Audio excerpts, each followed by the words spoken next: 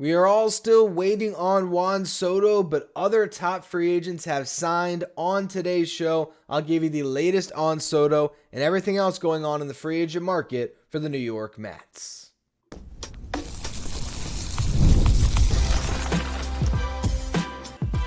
You are Locked On Mets, your daily New York Mets podcast. Part of the Locked On Podcast Network, your team every day. Hello to all you amazing Mets fans. You're watching Locked On Mets, part of the Locked On Podcast Network, your team every day. I'm your host, Ryan Finkelstein. If you want to find any of my work, follow me on X at FinkelsteinRyan. You can also find some of my writing at justbaseball.com, where I work as the managing editor. Now, I spent my Saturday like a lot of you, constantly refreshing Twitter, hoping to find some type of an update on where Juan Soto is going to land. I was really expecting the Juan Soto sweepstakes to reach their conclusion today, or now I'm actually recording well past midnight, so on Saturday, before the winter meetings. Now it seems like it's either going to be Sunday or it will actually carry over into the winter meetings. We still don't know when it's going to end, but Jon Heyman wrote a story for the New York Post, and despite the fact that he got a little upset about what happened on WFAN, talking about the connection between him and Scott Boras. And I am not defending, I don't even remember the guy's name. I'm not defending the WFAN radio host for that interview with Jon Heyman. It was not professional. And I'll tell you what, if I had Jon Heyman on my podcast, I certainly would not call him out for being a mouthpiece for Scott Boras. But when he's not on my show, I've been calling him a mouthpiece for Scott Boras for years because everybody knows there's a connection there, right? Jon Heyman was the one that broke the Carlos Correa signing at whatever that was, right? 2 o'clock, 3 o'clock in the morning when he signed with the Mets. When, who knows if Billy Epler even knew that happened, as Steve Cohen and Scott Boras came to terms on a deal.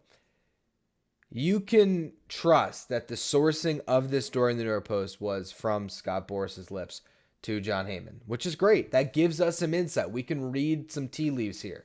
So I'm going to read the first couple paragraphs of this story because it's pretty interesting. So it starts off, the Yankees and Mets both remain heavily involved in the 5-team Juan Soto Derby, with both clubs recently upping their offers into the $710 to $730 million range, MLB record territory. It's believed the sweepstakes could be within a day or two of an historic conclusion. Both New York teams showed how serious they are with recent changes to offers, and both now have extended bids above Shohei Ohtani's record $700 million deal.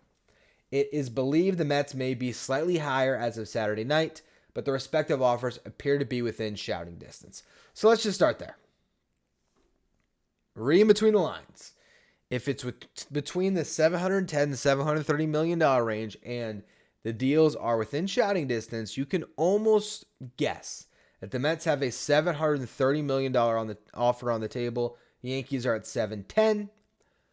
And that was also reported earlier in the day by Mike DePortes on Twitter, Mike Rodriguez, who seems to have a connection to Juan Soto, and it actually does appear like his sources are pretty good on this situation. So, what does all this mean? Does this mean that Juan Soto is getting $730 million straight from the New York Mets? No deferred money. I strongly doubt it. But he's going to get the biggest contract ever. So, big check mark for Scott Boras and Juan Soto and what they were trying to accomplish. It's over 15 years compared to Shohei Ohtani, which his deal was over 10. But the difference is Shohei Ohtani got $680 million deferred. We're not going to see that much money deferred here with Juan Soto, but I do think that there's going to be some deferred money in this deal. In my mind, there's no doubt about that at this point. And I think there's probably $100 million deferred potentially. We'll have to get the accountants on to figure out the math behind it, but let's just take it at face value and say 730 divided by 15. That would be an average annual value of $48.6 million for Juan Soto, and it's 48.666667. So nearly $49 million per year. Do I think that Juan Soto is going to end up with that much money when it comes to the AAV? I don't believe so. I think if he gets this much guaranteed money, I think the average annual value is going to come down closer to $45 million. because it allows the team that signs Juan Soto a little bit more wiggle room to be able to build around him. I just don't think this is going to be all straight up no deferrals. I think there's going to be some deferred cash here. With that said, we really can't react to these numbers until we see the final contract. Because also, the Mets might be offering $100 million of a signing bonus. The Yankees might be offering 25. I mean, and that could be a drastic difference. And right now, this could be a matter of trying to leverage negotiations here to get the Yankees closer to the Mets offer, or it could just be to squeeze the Mets for as much as they possibly can because they see how motivated Steve Cohen is to get the job done. Juan Soto might have already decided that the Mets are his team, that he believes in the vision that David Stearns and Steve Cohen have laid in front of him, that he wants to play Francisco Lindor and is encouraged by the deep playoff run the Mets just had. Like, he could already be all in and knowing that the Mets are going to be the highest bidder and he's going to sign with the Mets.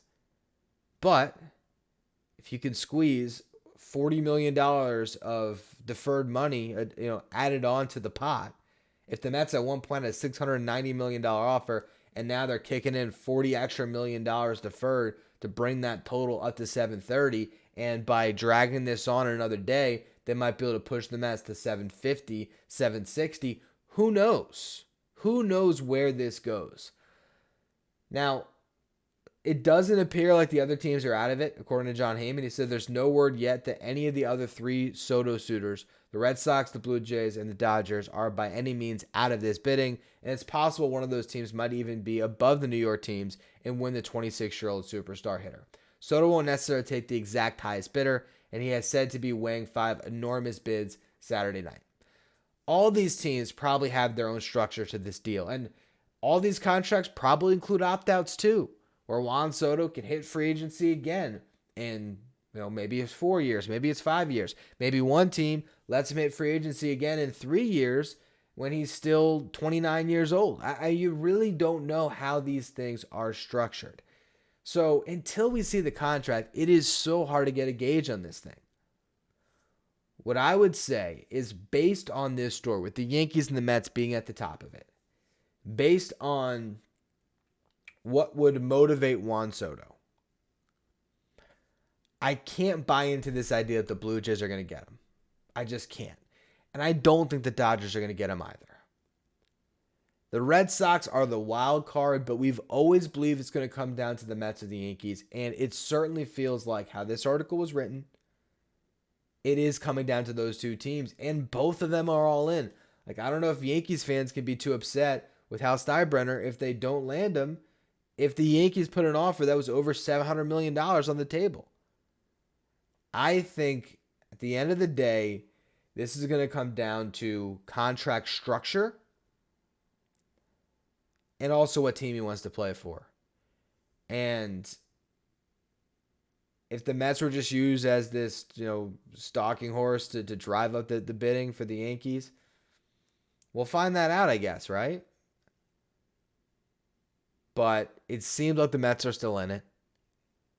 They're clearly aggressively pursuing this thing. And we just got to wait and see, which is really frustrating because all of us just want to know what's going to happen here. And I do imagine that we're going to get some news. And I even hesitated to record this podcast because I just thought, all right, I was scrolling, waiting for the Heyman or Passan bomb to drop at some point late into Saturday night. Basically 2 o'clock when I was recording this thing. I decided to do a show, even though I could wake up and Soto could have already signed, because Lord knows what time I'm going to wake up tomorrow. But at this stage, it does feel like it's Mets or Yankees, and it feels like the Mets are going to put the highest bid in. I guess the question is, how motivated is Juan Soto to remain a Yankee? How excited is he about the possibility of joining the Mets on what could be a much more attractive contract structure because it's Steve Cohen? And I think the big thing to watch out for when this signs is deferred money and signing bonus. Because if there's one team that could put a signing bonus in front of Juan Soto that is so juicy that he just takes it, I think it's the Mets. So we'll see. The crazy thing is, other things are happening in the market. Willy Adames signed. I think that is a really fascinating move because the Mets showed some interest. Now he's off the board. How does that impact Pete Alonso's free agency? Does this mean Mark Vientos is sticking at third base? I want to touch on those things in the next segment. First, though, quick word from our sponsors. Today's episode is brought to you by FanDuel. Get ready to tackle the NFL action with FanDuel, America's #1 sportsbook. Because right now, new customers can bet $5 and get $150 in bonus bets if you win. The FanDuel Sportsbook app gives you everything you need to place live bets on the NFL. It's all in one place. So when you get a hunch in the middle of the game, you can check out the latest stats, view live play-by-play, and so much more on the same page where you place your bets. Just visit FanDuel.com to join today. And again, you want to make sure that first $5 bet is going to come in as a winner, because if you do win, again, you're going to get started with $150 in bonus bets when you win that first $5 bet. That's all at FanDuel.com, America's #1 sportsbook. Stay up to date with all the latest in the world of sports. You can check out Locked On Sports Today, streaming 24/7 on YouTube. And if you're watching on YouTube, do me a favor, hit that subscribe button. Our next goal is to get to 12,000 subscribers. Appreciate all of you who continue to subscribe. All right, so Willy Adames is off the board. 7 years, $182 million per. So you're looking at $26 million per season for Willy Adames to now be the shortstop of the San Francisco Giants. Very early on in the offseason, the Mets had shown some interest in signing Willy Adames, moving him over to third base. At the time, I threw a little bit of cold water on that because I just felt like there was going to be teams that would want Willy Adames to be their shortstop. And why would Willy Adames necessarily want to move off of shortstop to play for another team? Maybe there's a world where if the Mets had Juan Soto, that would have been so attractive that they could have really got into the mix. But I think what happened here is the Giants pursued Willy Adames as their #1 priority. And they were able to push it across the finish line because Willy Adames probably got to a point where he was tired of waiting out the Juan Soto sweepstakes. And it was a bird in hand from a team that I'm sure really won him over. You have Buster Posey as their new president of baseball operations, maybe having these conversations with him, trying to get him to sign. And I'm honestly happy for the Giants because they have really struggled to land free agents. And now they were able to land Matt Chapman last year. Things went well. They gave him a very good contract extension. Now they get Willy Adames to play with them on the left side of the infield. They got Tyler Fitzgerald, who did a pretty nice job as their shortstop this past year, who now slides over to second. They got a really good infield in San Francisco, and Willy Adames is the perfect fit for them. So I think it's a really good signing, but when it comes to the Mets, I think this really does put them in a corner a little bit as far as Juan Soto alternatives. If the Mets don't sign Juan Soto, are they going to go all in on Anthony Santander or Teoscar Hernandez? It hasn't seemed like they were in on those guys' markets, and probably because they're just so primarily focused on Soto. If you don't sign Soto, are you going to go after those other right fielders who also aren't great defensively, but are also older than Juan Soto and are nowhere near the complete package of a hitter as Juan Soto is? Are you going to really dive headfirst into those markets? Or are you just going to re-sign Pete Alonso? I believe now that Willy Adames is off the board, I am even more emboldened in what I've been saying all offseason, that I think Pete Alonso is coming back to the New York Mets. John Heyman said that Pete Alonso will give the Mets the opportunity to match the final offer. And I feel like the market isn't going to be there for Pete Alonso, where that offer is going to stretch to a point where they're not going to be comfortable getting him to sign. And I think that's with or without Juan Soto, but particularly without him, I feel like the Mets just get a contract done with Pete pretty quickly and easily. And I honestly feel like the reason why things have been so quiet on the Pete Alonso front is because he sort of knew that the Juan Soto thing had to happen first, but he wanted to come back to the Mets, has expressed that to his agent. And I really do think there might be a pretty clear-cut friendly agreement here where, David Stern seems to have a good relationship with Pete Alonso. To some respects, the way he talked about seeing Pete Alonso right before he met with the media at the end of the season, he said, Pete, I'm about to answer a lot of questions about you, and Pete wished him good luck, that whole comment. Steve Cohen clearly has a relationship with Pete Alonso. I think all parties ultimately want to get some resolution here, but I imagine there might have been a conversation between Pete and the Mets brass and Scott Boras, where it was sort of, we want to have you back. We're trying to pursue Juan Soto too to make our team better with you. Go out into the market, see what your value is, meet with other teams, and bring that best offer back to us. And we'd love to entertain it and bring you back. I honestly think that's what's going to happen here. And we'll see what that final number is on Pete Alonso. But I just don't see the plan B on Pete Alonso now, right? I thought the plan B, if the Mets didn't sign Pete, what seemed like the most attractive option would have been sliding Vientos to first and signing Willy Adames to play third. We've seen no links between the Mets and Alex Bregman. I can't envision them pivoting there when they can just re-sign Pete. It just doesn't really make sense to me. It also feels like with the Astros having a $150 million offer on the table for Alex Bregman, and Bregman wants $200 million, I feel like those two sides, whether it's some deferred money, whatever it is, I feel like they can come to some common ground where Bregman can stay with the team where he's won World Series titles.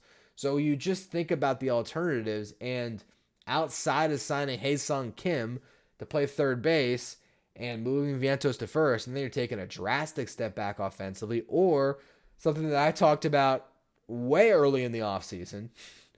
Feels like it's been months ago now. I think it might have even been during the World Series when I talked about it. I could be wrong, but the idea of trading for Nolan Arenado, that's the only other thing that could potentially make sense. You trade for Arenado, you have him play third, you slide Vientos to first, but again, you're taking a big step back offensively. I really believe that the Mets' plan here is to re-sign Pete Alonso, have him be their first baseman, keep Mark Vientos at third, and also you still have the ability to DH Mark Vientos if Brett Beatty ends up working out, or if Ronnie Mauricio works out, or any of their young players work out and force Vientos off the position into a DH spot. I think they'd be very comfortable with that. And Brett Beatty is actually receiving trade interest, which we haven't even had time to talk about on the show. We don't know. It doesn't seem like the Mets are shopping him, but other teams are looking at Brett Beatty. They see the writing on the wall with Mark Vientos, and they're trying to buy low on a former top 20 prospect in baseball. So I think the Mets are going to have a lot of different paths here to reshape this roster once the Soto domino falls. And I feel like it could happen very swiftly. But Willy Adames coming off the board, to me, that is an indication of, well, for one, for Adames, I think it's really just the Giants made him their top priority. I think he probably just appreciated that in a Juan Soto market. But I think the Mets not pursuing that, signing more aggressively, it just leaves them with no other options, I think, where you're either going to take a step back in the infield in a pretty dramatic fashion, or you're going to re-sign Pete Alonso. And if Pete Alonso wants to be a Met, Steve Cohen wants Pete Alonso to be a Met, I feel like he will be a Met. So we'll see. We'll see. I hope that all of this gets resolved for the next couple days. Juan Soto is either with the Mets, with the Yankees, with the Red Sox, and Pete Alonso will have his fate decided, and he'll be right back with the Mets next year. That's what I'm honestly hoping for, but we'll see. One last piece of free agent rumors to discuss on this Sunday edition of Locked On Mets, and that is some starting pitchers the Mets are interested in. They are not done adding after signing Clay Holmes. I'll talk about the latest on that front from Ken Rosenthal, credible reporter, so we'll go over that in just a minute. First, though, quick word from our sponsors. If you're an everyday listener to the show, make sure to become a Locked On Mets insider. This is our texting service where you get updates from me anytime news breaks in the Mets. You can ask me questions anytime. You can also take part in our Locked On Mets sign photo giveaways. If you want to be a Locked On Mets insider, find the link in the episode description. Go to subtext.com/LockedOnMets. All right, so let's talk about the potentials when it comes to the starting rotation. Ken Rosenthal has reported the New York Mets are still interested in re-signing Sean Manaea, but they are also in on Nathan Eovaldi, Jack Flaherty, Walker Buehler, and Nick Pivetta. It's pretty clear which tier in free agency they're shopping in. And that is below that top tier of Corbin Burnes and Max Fried. Now, is there a world where Juan Soto signs with the Yankees and the Mets have a change of heart and they wanted a big ticket free agent and Steve Cohen says, let's go get Corbin Burnes? And David Stern says, you know what? I wouldn't mind to but to be reunited with Corbin Burnes and have a legit ace, and they decide to spend that way. I wouldn't take that off the table entirely, but all the reporting is telling us that that is not the case, that the New York Mets are not in on those guys, and they won't be in on those guys. Sean Manaea is still, I think, probably option A for the Mets, but there's other teams that are showing interest, I'm sure, and they're trying to land on the contract. Ken Rosenthal said that there's been at least one team that has offered Sean Manaea 4 years, so that might be a sticking point for the Mets. How many years do they want to give a pitcher that's going into his age 33 season? But I do still think that Manaea is the most likely outcome here because of the relationship these two sides have built, and because, again, I think there's some motivation for the player to sign with the Mets. He wants to get a contract commensurate of his market value, but I'm sure Sean Manaea's top choice would be to come back with the Mets because he clearly loved being a Met. And I think that is important when you have free agents that want to play for your team. You're not just signing the guy because you gave him the most money, that there is that mutual interest to return. I think that's the beginning of a good marriage that can hopefully result in a lot of success on the field. So I think Manaea is still the most likely, but those other arms are in a similar free agent bucket. Jack Flaherty, very similar. Guys that had a huge season in a contract year after signing prove-it deals. Flaherty is younger. I believe he's 29 still, so he might get a contract that is 6 years long, which I think would be too rich for the Mets. I don't think they'd want to go 6 years on a pitcher that, a year and a half ago was struggling with the Baltimore Orioles after getting traded. Does seem like he is, a different pitcher now for sure, but 6 years is a lot for Jack Flaherty. Nathan Eovaldi, I think, is a really nice option. We've talked about him a little bit this offseason.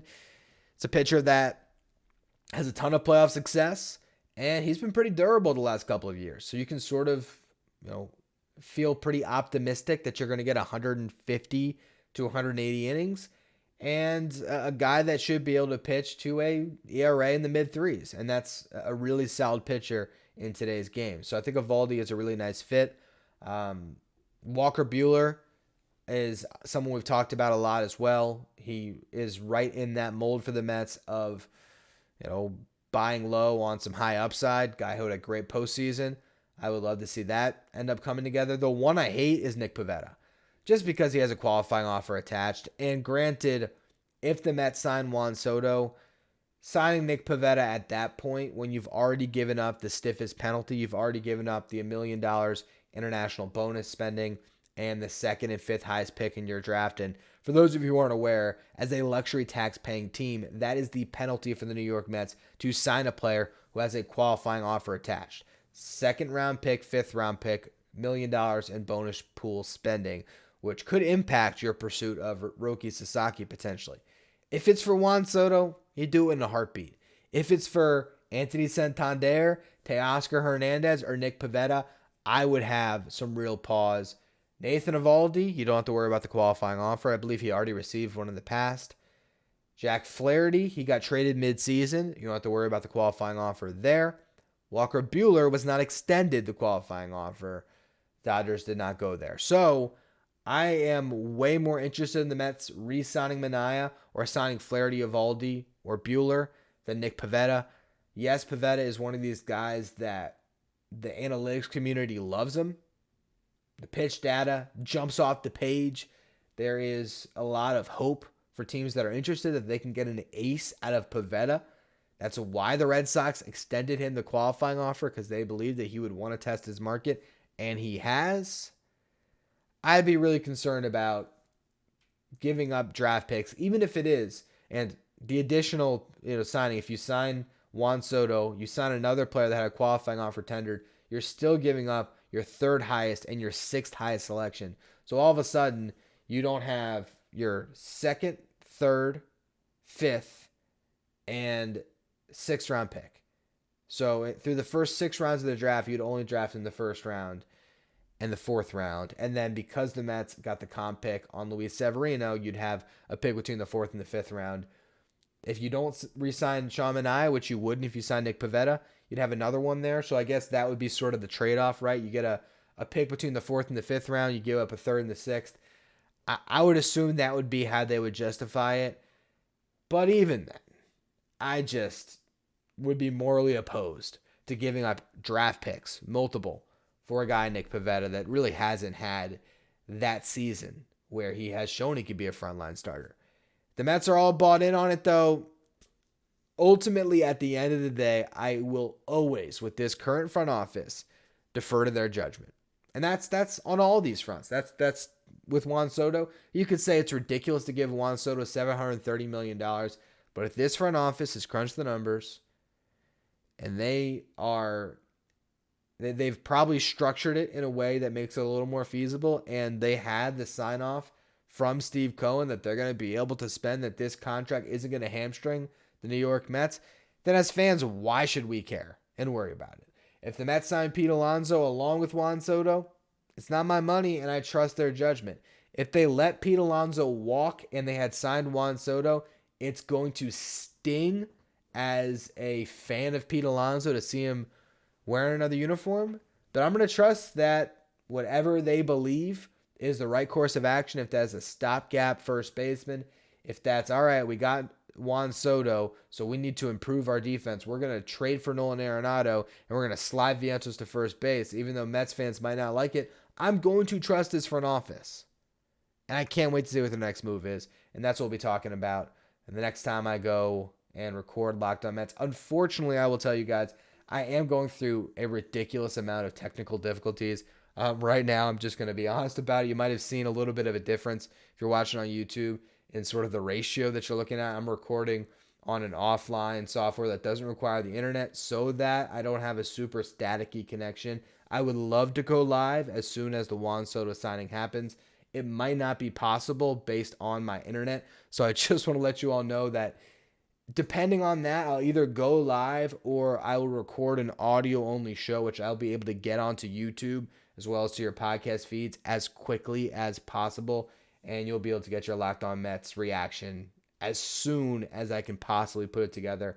I don't got any plans on Sunday other than sleeping after this. And so if it happens early in the morning and I miss it, well, you'll have to be a little patient with me. But I do appreciate all of you who turn to Locked On Mets as your source to get reaction on all of this free agent mayhem. I really do appreciate it. So I'm going to try to make sure that you're getting my reaction to these moves as quickly as possible here on out.